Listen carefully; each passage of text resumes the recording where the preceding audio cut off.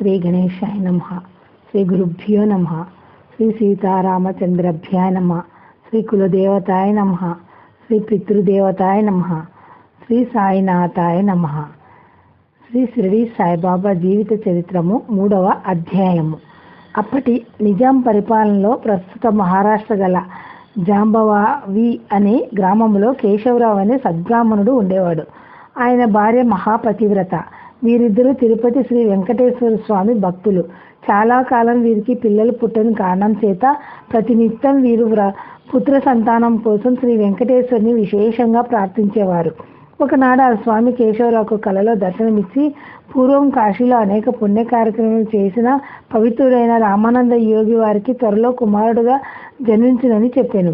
కొంతకాలంలో కేశవరావు భార్య గర్భవతి అయ్యాను. నెల నిండుతున్న కొద్దీ కేశవరావు ఆమెకు అనేక ఆధ్యాత్మిక గ్రంథాలు చదివి వినిపిస్తూ అష్టాంగ యోగాలను, ఆత్మజ్ఞానాన్ని సవిరంగా బోధిస్తూ వచ్చాడు. గర్భంలో ఉన్న శిశువుకు తల్లి ద్వారా జ్ఞానం అందించడానికి చేసిన కృషి అది. నెలల నుండి ఆ పుణ్యాత్మురాలు ఒక శుభముహూర్తాన చక్కని బాలునికి ప్రసవించాను. ఆ బాలునికి గోపాలరావు అని పేరు పెట్టి అనేక రకమైన విద్యలు అత్యంత శ్రమ కోర్చి నేర్పించారు. ఆ తల్లిదండ్రులు యుక్త వయసు రాగా యోగ్యులైన తగిన కన్యను చూసి వివాహం జరిపించారు. గోపాలరావు యుక్తి, శక్తి, ఓర్పు, నేర్పు గలవారు. అన్నిటికీ మించి పరోపకారం, సేవాభావాలు గలవారు. తన బల పరాక్రమాలచే పిష్వాలను మెప్పించి జింతూర్ అను పరిమాణాలను జాగీరుగా పొంది ప్రజలను కన్నబిడ్డల వలె ప్రేమించి పాలించెను. తన నివాసము తన ప్రాంతానికి కేంద్రంగా ఉన్న సేలు అనే గ్రామానికి మార్చి దానిని ఎంతో అభివృద్ధి గావించాను. తండ్రి నుంచి వారసత్వంగా వచ్చిన వెంకటేశ్వర స్వామి భక్తి ఆయనకు అంతులేని ఆస్తి. అప్పుడప్పుడు ఆయనకు వెంకటేశ్వరుడు ప్రత్యక్షమవుతూ ఉండేవారు. ఆయన తన కోటలోనే ఒక ఆశ్రమాన్ని స్థాపించి ఎంతో మందికి ఆధ్యాత్మిక జీవితాన్ని ప్రసాదించారు. ఒకనాడు ఆయన తన కోట మీద సాయంత్రం పూట చల్లగాలిలో విహారిస్తూ ఉండగా యుక్త వయస్కరాలైన ఒక స్త్రీ స్నానం చేయడానికి బట్టలు ఊడదీసుకొని నగ్నంగా ఉండటం చూసి మనస్సు చెలించగా తన మనోవికారానికి కారణమైన కళ్ళలో సూదులు గుచ్చుకొని కంటి చూపు పోగొట్టుకుంటాడు. కంటి చూపు లేని కారణంగా పరిపాలనా బాధ్యతలలో సరిగా పాల్గొనలేకపోతారు. జమీందారీ వ్యవహారాలు చూసే సన్నిహితుల కోరికపై ఒకసారి తిరుపతి శ్రీ వెంకటేశ్వర స్వామి ప్రత్యేక పూజ ఏర్పాటు చేసి ఆ స్వామి అనుగ్రహం వల్ల పోయిన కంటి చూపును తిరిగి పొందగలుగుతారు. ఆనాటి నుంచి వెంకటేశ్వరునికి దాసుడు ఈయన అనే భావనతో వెంకుసా దాస్ అనే మారు పేరుతో పిలువబడుతూ ఉండేవారు. రాను రాను వెంకుసగా ఆయన పేరు స్థిరపడిపోయింది. దయాదాక్షిణ్యములు, నిరుపేదలు ఆదరించడంలో మంచి పేరు తెచ్చుకున్న వెంకుస దగ్గరికి రోషన్ షా భార్య 4 ఏళ్లు నిండని ఆ బాలుని తీసుకొచ్చి అప్పగించాలని ఆలోచన చేయగా ఆయన అప్పుడు తీర్థయాత్రలు చేస్తూ ఉన్నారని తెలుస్తుంది. వెంకీసాకు మతభేదం లేదు, కులభేదం లేదు, జాతి విపక్షత లేదు, కేవలం మానవతావాదే ఆయన. అందువల్ల తీర్థయాత్రలు చేస్తూ హిందూ దేవాలయాలనే కాక మహమ్మదీయుల దర్గాలను, గురుద్వారాలను కూడా దర్శిస్తూ అహ్మదాబాద్లో గల సావజ్ఞాహి దర్గాను సమీపించగానే ఆశ్చర్యంగా దర్గా నుండి కొన్ని మాటలు వెంకుసాకు ఉద్దేశించి ఇలా వినిపిస్తాయి. సలాం అలైకుం మహారాజ్, నీవు కారణ జన్ముడవు. నీవు నివసించే సేలు గ్రామమునకు 100 మైళ్ళ దూరంలో గల మన్వత్ అనే గ్రామంలో లోకోత్తరణకు పుట్టిన అల్లా ఒక సాధువైన ఫకీర్ ఇంట్లో పెరుగుతున్నాడు. నీవు తిరిగి వెళ్ళి ఆ తర్వాత నీ దగ్గరకు వస్తాడు. ఆ బాలునికి నీవు గురువై అన్ని విద్యలు నేర్పించాలి. ఇది దైవ కార్యం. నీ పెంపకములో ఆ బాలుడు పెరిగి పెద్దవాడై జగద్గురు అవుతాడు. తాను చేయవలసిన తీర్థయాత్రను త్వరగా ముగించుకొని సేలు చేరగానే రోషన్ షా భార్య తాను పెంచుకున్న బాలుని తీసుకొచ్చి వెంకుసాకు అప్పచెప్పింది. అలా ఆయన ఏటా బాబా వెంకుస దగ్గరకు చేర్చబడతారు. రోషన్ షా బాబాకు మజీదా అనే పేరు పెట్టినట్లు వెంకుస దగ్గర కూడా అదే పేరుతోనే పిలువబడినట్లుగా కొన్ని ఆధారాలు దొరుకుతున్నాయి. వెంకుస ఆ బాలునికి చిన్నతనంలోనే సమస్త ఆధ్యాత్మిక విద్యలు నేర్పారు. సహజ దైవత్వంతో పుట్టిన ఆ బాలుడు అచిరకాలంలోనే అన్ని విద్యల్లో ఆరితేరాడు. ఆ బాలుడు వెంకుస యొక్క ఆశ్రమంలోనే పెరిగి పెద్దవాడవుతున్నాడు. వెంకుస ఆ బాలుని తన ప్రాణం కన్నా ఎక్కువగా ప్రేమించి ఆదరించేవారు. ఇది అక్కడి వారందరికీ నచ్చక వారు ఆ బాలుని యందు అసూయ ద్వేషాలు పెంచుకున్నారు. ఆ ఆశ్రమంలో ఉన్న కాలంలో వెంకుస అప్పుడప్పుడు ఆ బాలుని తన వెంట ఇతర గ్రామాలకు తీసుకువెళుతూ ఉండేవారు. అలాగే 1842 వేసవి కాలంలో ఒకసారి ఇద్దరు షిరిడి గ్రామానికి వచ్చారు. 7 రోజులు ఆ గ్రామంలో ఉన్నారు. బైజాబాయి ఇంట్లో భోజనం చేసి రాత్రులందు ఊళ్ళో గల చిన్న గుళ్ళలో నిద్రించేవారు. అంటే బాబా మొట్టమొదటి షిరిడి ప్రవేశించింది 1842లో. మొట్టమొదటిగా ఆహారం పెట్టిన కారణం చేతనేమో బాబా తర్వాత కాలంలో బైజాబాయికి బాగా దగ్గరై అక్క అని కూడా సంబోధించారు. ఇదే విధంగా నానావళితో కూడా ముందుగానే ఈ బాలుడికి పరిచయం ఏర్పడుతుంది.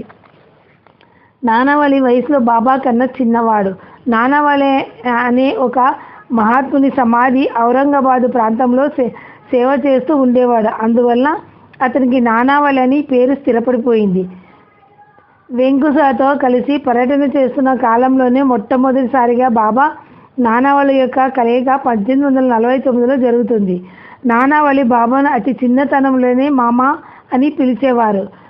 సూఫీ మతస్థుడైన ముస్లిం ఫకీరు రోషన్ షా ఇంట్లో పెరిగి హిందూ మతస్థుడైన శ్రీ తిరుపతి వెంకటేశ్వర స్వామి భక్తుడైన వెంకుసదాస్ చేతుల మీదుగా పెరిగిన ఆ బాలుడు హిందూ మహమ్మదీల మతాల్లోని మౌలిక సిద్ధాంతాలతో పాటు 2 మతాల్లోనూ గల మూఢాచారాలను కూడా బాగా అవగాహన చేసుకోగలిగాడు. వెంకుస హిందూ మతస్థుడే అయినా 2 మతాల్లోని మహాత్ములను వారి సమాధులను తాను వెంట ఉండి స్వయంగా బాలునికి చూపించి వారి బోధనలు సిద్ధాంతాలను వివరించి చెప్పేవారు. కాలచక్రం తిరుగుతూ ఉన్నది. కారణ జన్ముడైన పిల్లాడు, శివ అంశతో పుట్టిన ఆ బాలుడు త్వరగా అది భౌతిక, ఆధ్యాత్మిక, ప్రాకృత, శారీరక జ్ఞానం క్షుణ్ణంగా అవగాహన చేసుకున్నాడు. పంచభూతముల తత్వాలను, అష్టదిక్కుల యొక్క అవసరాలను అనుభవపూర్వకంగా తెలుసుకోగలుగుతున్నాడు. ఈ చరాచర సృష్టికి మూలమైన దివ్యశక్తిని దర్శించగలుగుతున్నారు. ఈ శరీరంలో గల ప్రాణం, ఆత్మ, మనస్సు, బుద్ధి, అహంకారం వీటి అస్తిత్వాన్ని గుర్తించగలుగుతున్నాడు. ఇంద్రియాలకు వీటికి గల సంబంధాన్ని పూర్తిగా గ్రహించి దేనితో ఇంకో దాన్ని అరికట్టాలో, శరీరంలో గల దివ్యశక్తిని ఎలా అదుపులో ఉంచి ఆజ్ఞాపించగలగాలో నేర్చుకున్నాడు. కళ్ళలో దివ్య తేజస్సు, మాటల్లో స్థిరత్వం, చేతల్లో నిశ్చలత్వం, ఆలోచనలో పూర్ణత్వం నిండి తొణికిసలాడుతున్నాయి ఆ బాలునిలో. వెంకుస ఆనందానికి అవధులే లేవు. తను చూస్తూ ఉండగానే తన చేతుల మీదుగా పెరుగుతున్న ఆ బాలుడు అద్వితీయ మానవాతీత శక్తియుక్తులతో నిండిన దివ్యశక్తితో ప్రకాశించడం చూసి అప్పుడప్పుడు ఆనంద బాష్పాలు కళ్ళ నుండి కన్నీరుగా కారుతూ ఉంటే నిశ్చేష్టుడైన ఆ బాలుని వైపు చూస్తూ ఉండిపోయేవారు. పగలు రాత్రి ఆ పసివాడిని తన వద్దే ఉంచుకునేవారు. ఒక్క క్షణమైనా అతని విడిచి ఉండటాన్ని సహించలేగలిగేవారు కారు. అతనికి స్నానం చేయించడం, బట్టలు తొడగడం, ఆహారం పెట్టడం, నిద్రపుచ్చడం లాంటి పనులన్నీ తాను స్వయంగా చేశారు. రాత్రి పడుకునేటప్పుడు కూడా తనతోనే పడుకోబెట్టుకునేవారు. ఏనాడైనా ఇతర పనులు ఎక్కువగా ఉండి ఆ పనులన్నీ తాను స్వయంగా పిల్లానికి చేయకపోతే వెంకుసకు ఆ రోజు మనసంతా బాధగా, ఆందోళనగా, అశాంతిగా ఉండేవాడట. ఇది ఆ బాలుని యందు వెంకుసకు కలిగిన సహజ ప్రేమే, లేక భగవంతుడు స్వయంగా ప్రక్కన ఉన్నప్పుడు పొందే ఆకర్షణ. సామాన్యులమైన మనకేమి అర్థమవుతుంది? ఏది ఏమైనా సాక్షాత్తు కైలాసవాసుడైన పరమశివునికే గురువుగా, రక్షకునిగా, సహాయకునిగా, తల్లిగా, తండ్రిగా, సర్వస్వంగా తయారైన వెంకుస జీవిత ధన్యం. ఆయన రూపం మనకు ఒక్కసారి మనసులోనే నమస్కరిద్దాం. సాయిని తీర్చిదిద్ది ప్రపంచ వ్యాప్తంగా గల కోట్లాది భక్తులకు అందించిన ఈ మహాత్ముడికి రెండోసారి నమస్కారం చేద్దాం. సాయి మనందరికీ సమర్థుడైన సద్గురు. అలాంటి మన గురువుకే గురువై నిలిచిన ఆ అదృష్టానికి గాను మూడోసారి కూడా మనం కృతజ్ఞత పూర్వకంగా భక్తితో ఆయనకు నమస్కరిద్దాం. వెంకుస ఈ బాలుని విశేష శ్రద్ధతో పెంచడం వల్ల ఆశ్రమ వాసులందుకు ఆ బాలుని యందు ప్రేమానురాగాలు పెరగడానికి బదులుగా ఈర్ష్య, ద్వేషాలు బలంగా పాతుకుపోయటానికి ముఖ్య కారణంగా మారింది. మహాశక్తి ప్రభావం అంత బలీనమైనదేమో.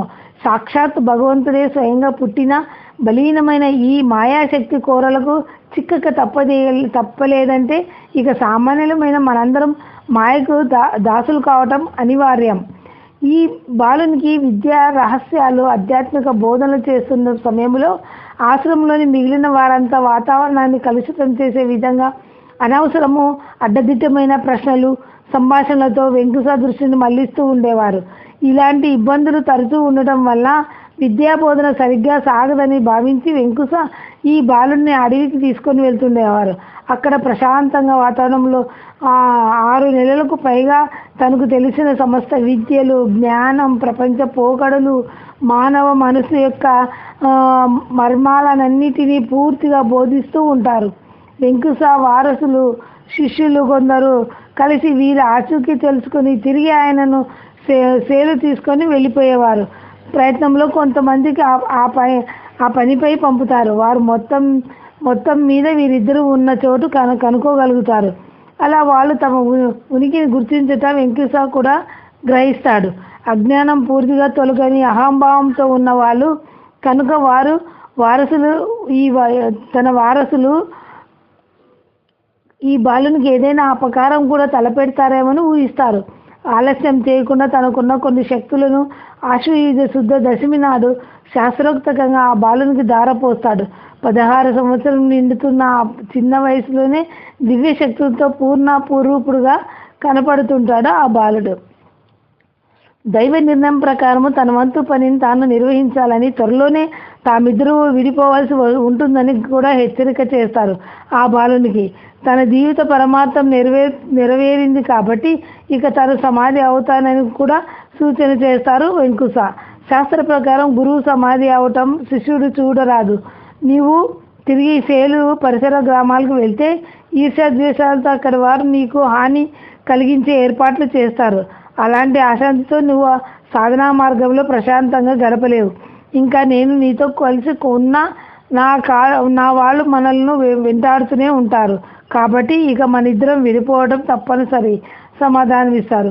మిగిలిన శక్తులన్నిటినీ పూర్ణిమ రోజున బాలునికి ధారపోసి వెంకుస సేలుకు తిరిగి వెళ్ళడానికి, ఆ బాలను గోదావరి నదీ తీరంలో ముందుకు సాగి వెళ్ళడానికి కూడా నిశ్చయమవుతుంది.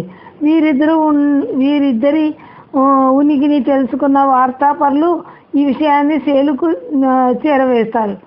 అక్కడి నుంచి వెంకుస వారసులు వెంటనే వచ్చి రహస్యంగా ఒకరోజు వీరిద్దరి దినచర్యను గమనిస్తారు. ఆ బాలుడి కోసమే ఆస్తిని, కుటుంబాన్ని, ఆశ్రమాన్ని వదిలి వెంకుస వచ్చారు.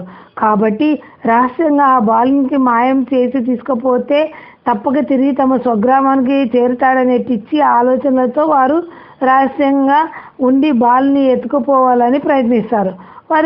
వారి మనస్తత్వము ప్రకారము ఇలాంటి ప్రయత్నం ఏదో చేయవచ్చుననే ఆలోచనలో ఉన్న వెంకుస జాగ్రత్తగా ఒక్క క్షణం కూడా ఆ బాలుని వదిలి ఉండలేదు. తీసుకొని వెళ్ళటానికి వీలు పడటం లేదు. కాబట్టి రహస్యంగా అతన్ని చంపేస్తే అప్పుడు ఏమైనా గత్యంతరంలోకి తిరిగి వెంకుస ఇంటికి చేరుకుంటాడనే ఆలోచనలో ఆ రాత్రికి హత్యా ప్రయత్నానికి ఏర్పాట్లు చేసుకుంటారు. అది చతుర్దశి నాటి రాత్రి. తెల్లవారితే పూర్ణిమ. వెంకుస 16 సంవత్సరములు ఆ బాలుడు ఇద్దరు కలిసి విడిపోయి చెరొక దారి వెళ్ళిపోవడానికి నిర్ణయించుకున్న రోజు. ఈ విషయం పాపం వెంకుస బంధువులకు తెలియదు కదా. మీరు పండు వెన్నెల్లో వాళ్ళ హత్యా ప్రయత్నానికి కావాల్సిన ఏర్పాట్ల గురించి ఆలోచిస్తున్నారు. కర్రలు, కత్తులు లాంటివి గట్టి ఆయుధాలు ఏవీ లేవు. ఆఖరికి దగ్గరలో ఉన్న పెద్ద కొండరాళ్ళు లాంటివి కూడా లేవు. చూస్తుండగానే అర్ధరాత్రి అయిపోయింది. అప్పటి వరకు అనేక విషయాలు బోధిస్తూ ఉంటారు వెంకుస. కొద్ది క్షణాల తర్వాత ఇద్దరు పక్కనే పడుకొని నిద్రపోవటానికి సిద్ధమవుతారు. మన కథానాయకుడైన బాలుడు నిశ్చలం భావంతో నిద్రపోతూ ఉంటాడు. వెంకుసకు నిద్ర రాదు. అంతులేని ఆలోచన తరంగాలు విహరిస్తూ ఉంటారు. ఇటు హత్యా ప్రయత్నంలోని వాళ్ళలో ఒకరు ఆలస్యం చేయరాదని దగ్గరలోనే పడి ఉన్న బాగా కాలి గట్టిగా ఉన్న పెద్ద సైజు ఇటుక రాయిని తీసుకొని బాలుని తలపై గట్టిగా కొట్టి ఒక్క దెబ్బతోనే ప్రాణం పోయేలా చేయాలని అడుగులు ముందుకు వేస్తుంటాడు.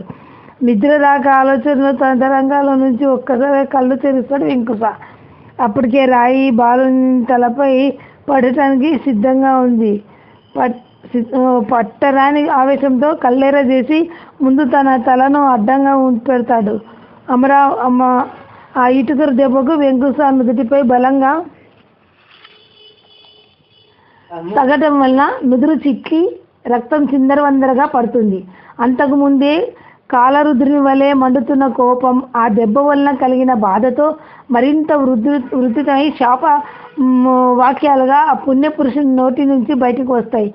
ఆ మహాత్ముని వాక్కుల ప్రభావం చేత ఇటుక రాయితో కొట్టిన వాడు మరుక్షణంలో మరణిస్తాడు. కేవలం కొన్ని క్షణాల్లోనే జరిగిన ఈ సంఘటనలన్నీ నిద్ర నుంచి వెంటనే మేల్కొన్న ఆ బాలుడు కూడా గమనిస్తాడు. హత్యా ప్రయత్నంలో పాల్గొని దూరాన్ని నుంచి చూస్తున్న ఇంకో ఇద్దరు ఆ కోపాగ్నికి తాము కూడా బలి కాకుండా దూరంగా పారిపోయారు. వెంకుస నుదుటిపై నుంచి రక్తం కారుతున్న రక్తాన్ని ఆ పిల్లాడు తన అంగీ నుంచి గుడ్డను చింపి తుడుస్తాడు. మాటలకు అందని మౌన ప్రేమానురాగాల్ని ఆ గురు శిష్యులు మధ్య రాజ్యమేలుతూ ఉన్నాయి. మాటలు లేవు కానీ మనసులు రెండు ఏకమవుతున్నాయి.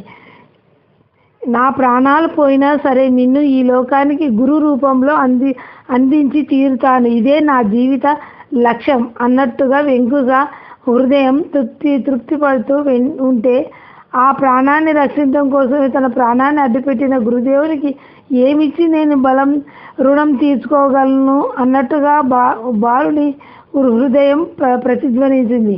ఈ విధంగా గురు శిష్యుల హృదయాలను ఏకమవుతున్నాయి. ఆ భావాలు ఏకమవుతున్నాయి. ప్రేమానురాగాలు లయమైపోతున్నాయి.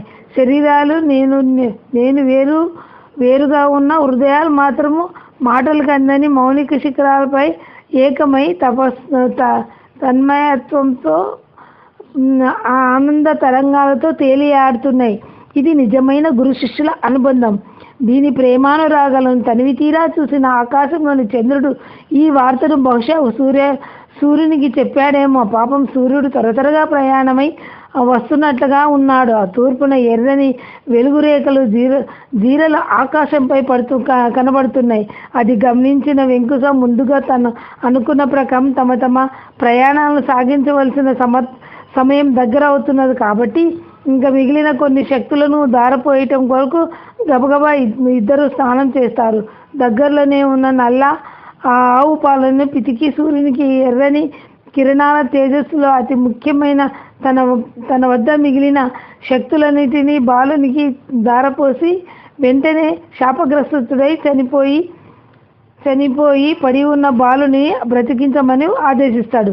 ఆ బాలుడు గురువు గారి కుడిపాదం బొటన వేలును కలిగిన నీటిని మంత్రించి చల్లటం వలన చనిపోయిన మనిషి బ్రతుకుతాడు. అతడు తాను చేసిన హత్య ప్రయత్నానికి సిగ్గుపడి క్షమించమని కోరుతాడు. ఇక తన వద్ద గల కొన్ని విలువైన ఆభరణాలు బహుమతిగా శిష్యులకు ఇవ్వబోతారు వెంకుస. అవి తనకి వద్దని తన ప్రాణాన్ని కాపాడి తనకు బదులుగా ఇవ్వమని పిల్లాడు గురువుకు ఆదేశిస్తున్నాడు.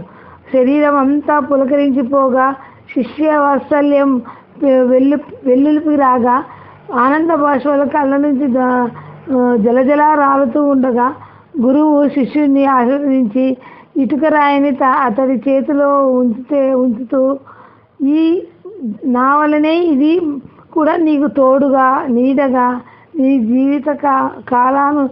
జీవిత భాగస్వామిగా ఉంటుందని అనుగ్రహిస్తాడు.